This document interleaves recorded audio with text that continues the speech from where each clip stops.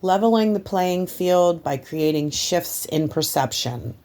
Creating the awareness to come into the body through observer mode and identifying the inner critic and dialogue. The healing and expansion process truly begins when we break free from the chains that misaligned our perceptions. The misalignment of our perceptions polarized our intentions, creating imbalances within creation itself. These circumstances circumvented our free will, causing us to create unconsciously through negatively aligned and polarized programs based on a false doctrine of duality. We are being tasked with depolarizing our ego, beginning with the realignment of our perception and rewiring of our brain to connect to the heart space. As we reconnect to our heart, we create the space for brain and heart coherence to occur to reconnect us with our inner critic and dialogue. We create the circumstances to connect to the inner critic and dialogue through choosing to exercise our free will and aligning it with self-awareness, honesty, self-accountability, self-compassion, self-acceptance, gratitude, and authenticity.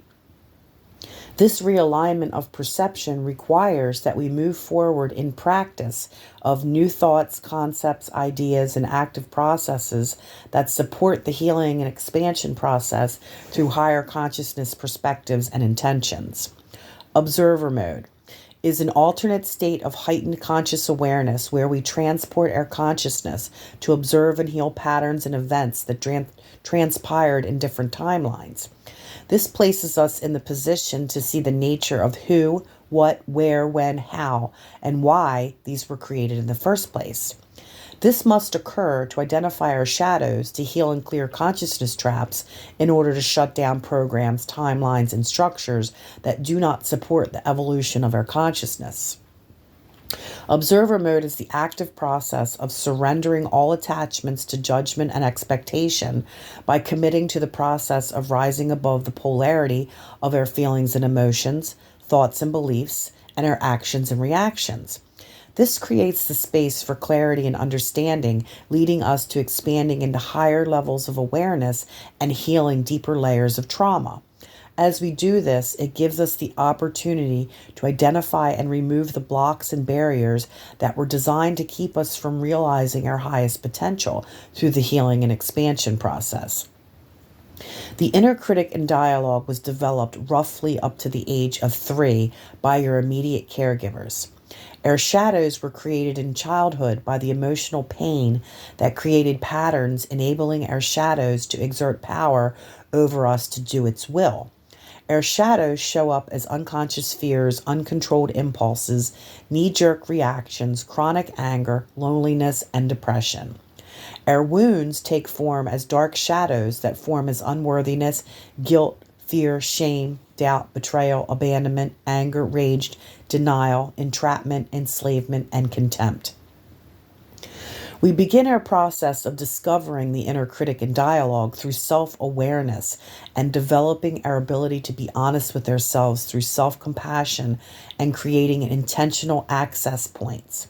For example, there are many access points for increasing your self-awareness and honesty to identify the inner critic and dialogue that naturally lead us into coming into our bodies.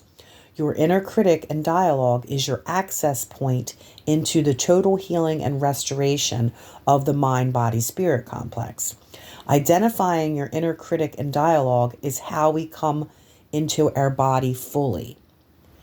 Example, number 1, creating the space to do body scans throughout the day to identify where you're holding tension in the body. Building an energy map to properly identify the core beliefs and programs and the relationships, circumstances, and events that helped create the negative energy that is stored and trapped in your body. Number 2, building your awareness through intention to catch when you've been triggered. Teaching yourself how to stop, breathe, and transform energies. Read Alignment/Shifting Realities in featured sections or Collective Coherence Foundation's group chat on Facebook. Developing an awareness of your first reactions and responses. Number 4, developing an increased attention span by exercising your ability to recall your long and short term memory. Number 5, affirmations are a great way to draw out unconscious fears and attachments. Number 6, building a coherence wheel for identifying blocks and barriers by identifying perceptions, behaviors, and desires.